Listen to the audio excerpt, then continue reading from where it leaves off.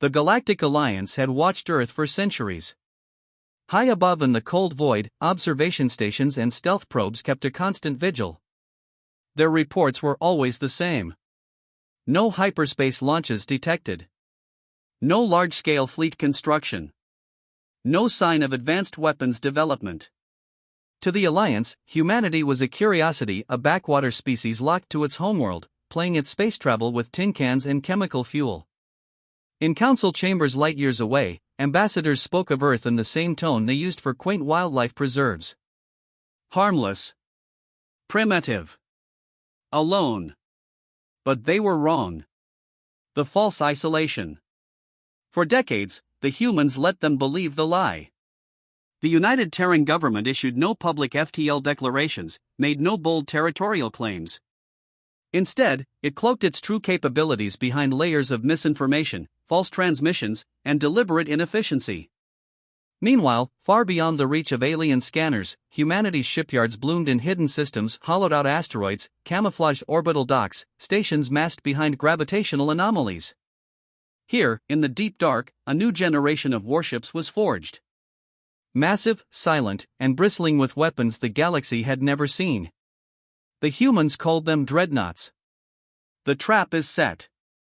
The illusion of weakness tempted predators. In the Alliance's outer sectors, a coalition of alien warlords, the Cthar, Zari, and Vexen clans, saw Earth as ripe for the taking. Its oceans could fuel their starship reactors. Its minerals could supply their armies. And its population could serve other purposes. The fleet gathered in Sector 7A, a strategic point along the only mapped hyperspace lanes leading toward Sol. 100 capital ships, thousands of escorts, and enough firepower to shatter continents. The warlords believed they were hunting prey. They didn't know they'd just walked into a kill zone. The unexpected arrival. In the command chamber of the Cthar flagship, Warlord Drun leaned over a holographic map of Sol. "Begin the advance," he growled. "We'll be in orbit by next cycle." Then, alarms. Sensor officers shouted, voices edged with disbelief. Multiple FTL breaches. Range, 300,000 clicks. Mass signatures, enormous, these readings don't match any Alliance vessel. Space outside bloomed with tearing light as 10 silhouettes emerged from deep space slipstreams. They dwarfed even the largest alien battleships, their armor plates black as obsidian, swallowing the starlight. Each bore the insignia of Earth, a blue sphere crossed by a silver blade. The alien crews went silent. The term Dreadnought was whispered in the void, a word they'd heard only in myths of ancient wars. The first strike. The lead human ship, UTN Vengeance, spoke first. Its transmission was short, almost casual. Sector 7A is under Terran protection. Vacate immediately. The warlords laughed. Primitive Earth? Protecting a sector? Absurd. So they answered with missiles. The Vengeance didn't dodge. It didn't retreat. Its main cannon, a magnetic accelerator spanning half the ship's length, charged with a deep, resonant hum. A single tungsten slug fired, crossing the void in seconds. The alien flagship's shields flared white, then failed. Armor shattered. Atmosphere vented into space. One shot and the most powerful ship in the invasion fleet was reduced to molten debris. The other dreadnoughts joined in. Railguns, gravitic lances, and weapons the galaxy had no names for tore through the alien armada. Energy barriers designed to withstand days of bombardment collapsed in seconds. The predators were bleeding. The realization. On the bridge of the Zari carrier Blood Fong, Captain Shurik watched his fleet die. How do they have this power?" he whispered. His tactical officer's mandibles clicked nervously. "They've been hiding it, sir. All this time. Waiting." One by one, alien ships jumped away, their retreating hyperspace trails vanishing into the dark. The warlord's grand crusade had lasted less than an hour. When the last hostile blip vanished from sensors, the Vengeance broadcast a final message to the galaxy. The silence was not weakness. We were watching. And we were ready. That day, the myth of a primitive, isolated Earth died. And a new truth took root in the minds of every galactic power. If humanity was silent, it was only because they were hunting. And when the dreadnoughts moved, nothing could stop them. The Outer Rim was a place of whispers and shadows. In the farthest reaches of known space, traders, smugglers, and explorers spoke in hushed tones of phantom ships, colossal vessels appearing without warning, striking with deadly precision, and vanishing before anyone could respond. These weren't just stories, rumors circulated of massive, heavily armed dreadnoughts, cloaked and moving like ghosts through the void.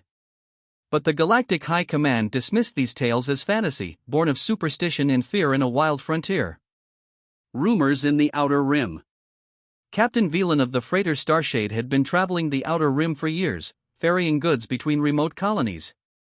One evening, near the asteroid belt of the Xyrix system, his sensors picked up an unidentified contact.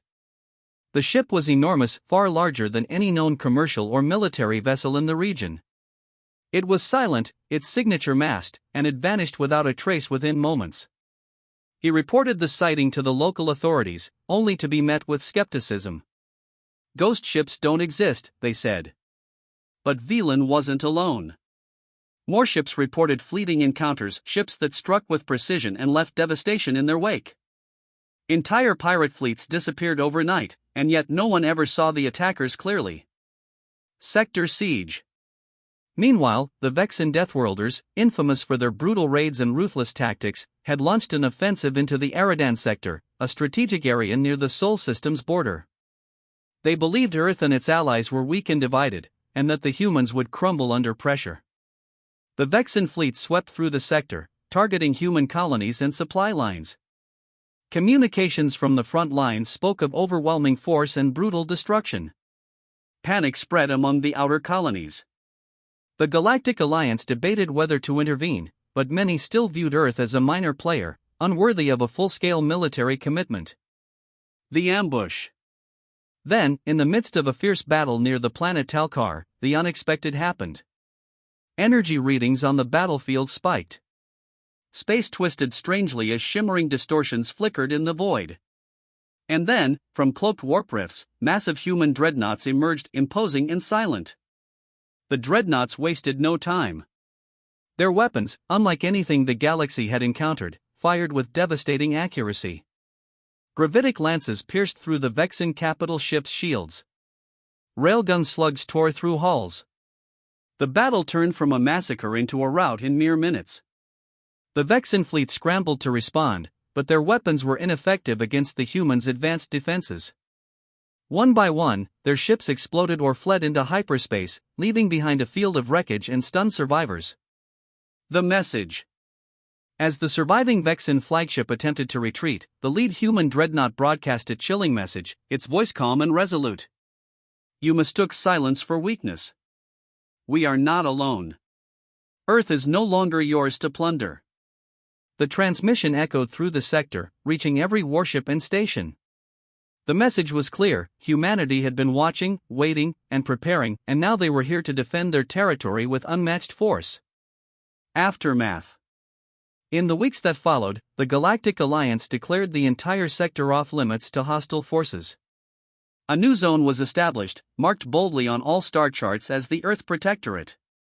Alien powers who had once dismissed Earth now treated it with wary respect, uncertain of the full extent of humanity's hidden might. Meanwhile, back on Earth, the United Terran government continued their silent expansion, refining their dreadnought technology and quietly strengthening their position in the galaxy. The era of human isolation was over. The galaxy had learned a harsh lesson: underestimate humanity at your own peril. The galactic powers had made a grave miscalculation. They had studied humanity from afar, analyzed transmissions, monitored military movements, and mapped colony expansions. Their conclusion? That humans were fractured, isolated, and vulnerable. A race of petty factions too busy fighting internal conflicts to defend against external threats. They were wrong. Political miscalculation. In the grand halls of the Galactic Council, debate raged. Earth poses no threat, declared Ambassador Karan of the Vexen Empire, his mandibles clicking with disdain. Their fleets are small. Their colonies scattered and poorly defended. An easy conquest. others nodded in agreement. For years, the great powers had carved the galaxy into spheres of influence, carving up territories like slices of a cosmic pie.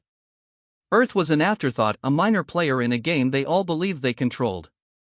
And so, without warning, the alien fleets jumped into the arrogance sector, a vital cluster of star systems adjacent to Sol's domain.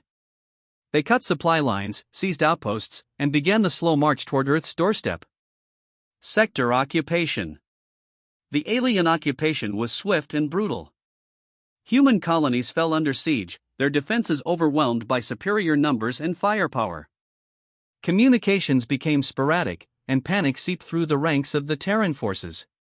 The galactic consensus was clear: Earth's time was near its end. But the United Terran Navy had been preparing in secret. Beneath the surface of known space, hidden beyond the fringe, humanity's most advanced shipyards came alive. Ships that had been forged over decades, in silence and secrecy, readied for war. These were the Dreadnoughts, titanic war machines equipped with weaponry that bent the very fabric of space. Their shields could absorb bombardments that would shatter lesser vessels, and their weapons could tear fleets apart before the enemy even knew what hit them. Dreadnought deployment. Then came Operation Iron Shield. The Dreadnought fleet emerged from the shadows. 10 colossal warships slipped through hidden jump points and entered the contested Aradan sector. Their arrival was sudden, unannounced, and utterly devastating. The alien fleets, confident and unprepared, found themselves facing a force unlike any they had ever imagined. The Dreadnoughts didn't just engage. They obliterated. Using gravitic cannons that warped enemy ships into oblivion and railguns that tore through multiple vessels in a single volley, the humans unleashed a fury that shattered the alien lines. Worse yet, their technology disrupted the enemy's faster-than-light navigation, trapping entire fleets in real space with no hope of escape. War in the Void. The battles that followed were unlike any in galactic history. Entire squadrons vanished without a trace. Commanders who once boasted of invincibility found their ships disabled and their crews overwhelmed. Alien morale crumbled as the Dreadnought Doctrine took hold. The United Terran Navy sent transmissions to the Galactic Council. This is the Dreadnought Doctrine. Any attempt to conquer or challenge human space will be met with decisive and overwhelming force. Withdraw your fleets or face annihilation. No one dared challenge the humans again. The doctrine is born. From that day forward, the galaxy's map changed. Where once there had been open borders, now there were warnings. Zones marked Human Protectorate and Dreadnought Response Area appeared, red and unambiguous. The Galactic Council was forced to accept a new order: humanity was no longer a fringe species but a galactic superpower. The alien warlords who once sneered at Earth now spoke in hushed tones about the Dreadnoughts and the doctrine they had forged. One truth was clear. Do not engage in human-controlled sectors, the Dreadnought response is guaranteed.